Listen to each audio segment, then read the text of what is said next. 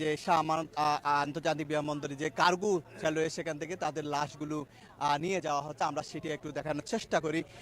8টি লাশ তাদের পরিবারের কাছে হস্তান্তর করা হবে। তারা কিন্তু সবাই কিন্তু সেখানে মাছের মৎস্যজীবী হিসেবে কাজ করতেন।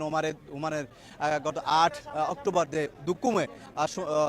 ওমানের দুকুমে যে তারা মাছ ধরে আসার পথে কিন্তু প্রতিমধ্যে কিন্তু সড়ক দুর্ঘটনায় মাইক্রোবাস দুর্ঘটনায় কিন্তু মৃত্যু হয় 8 জনের। পরবর্তীতে তাদের আমরা সেখানে গিয়েছিলাম সারিকাইতে।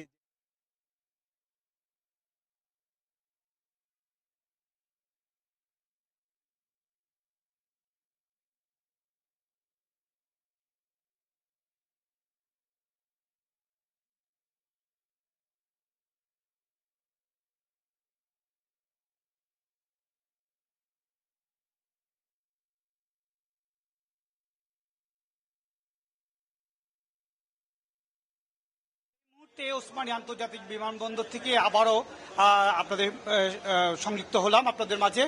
এই বিমানবন্দরে এত সময় অর্থাৎ 9টার আগে আমরা যেই যাত্রীদের মধ্যে যে আতঙ্ক বা উৎকণ্ঠা দেখেছিলাম, এখন কিন্তু সে আতঙ্ক বা উৎকণ্ঠা কেটে গিয়েছে। কারণ হচ্ছে গিয়ে 9টার 5 মিনিট আগে ঘোষণা এসেছিল যে যেই ফ্লাইটগুলো ক্যান্সেল করা হয়েছে বা যে ফ্লাইটগুলো এসে আটকেছে সেগুলো আবার ছেড়ে যাচ্ছে।